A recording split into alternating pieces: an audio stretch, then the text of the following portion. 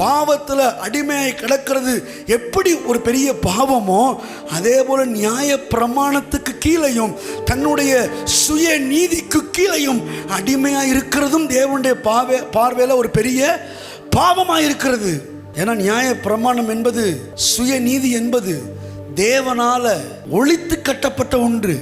Bible சொல்லுது, நமக்கு எதிரடையாகவும் கட்டளைகளால் நமக்கு சொல்கிறாங்கல்ல, 10 கட்டளை வீட்டில் வாங்கி தொங்க விடுன்னு பைபிளில் தெளிவாக சொல்லுது. அந்த கட்டளை நமக்கு எப்படி இருந்துச்சாங்க? விரோதமாக இருக்கான். நமக்கு விரோதமாக இருக்கிற காரியத்தை எடுத்து நம்ம வீட்டில் என்ன பண்ணிட்டு இருக்கோம்? தொங்க விட்டுக்கிட்டு அதன்படி செய்யணும், அதன்படி நடக்கணும் அப்படின்னு நம்ம அதை பார்த்துக்கிட்டு இருக்கோம். பாருங்க, கட்டளைகள் அதற்காக கொடுக்கப்படவில்லை.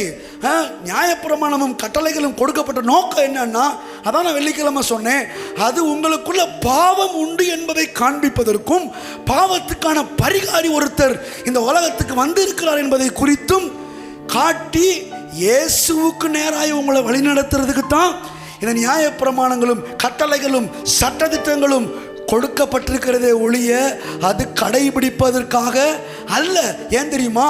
அது நமக்கு விரோதமாக இருந்துச்சு.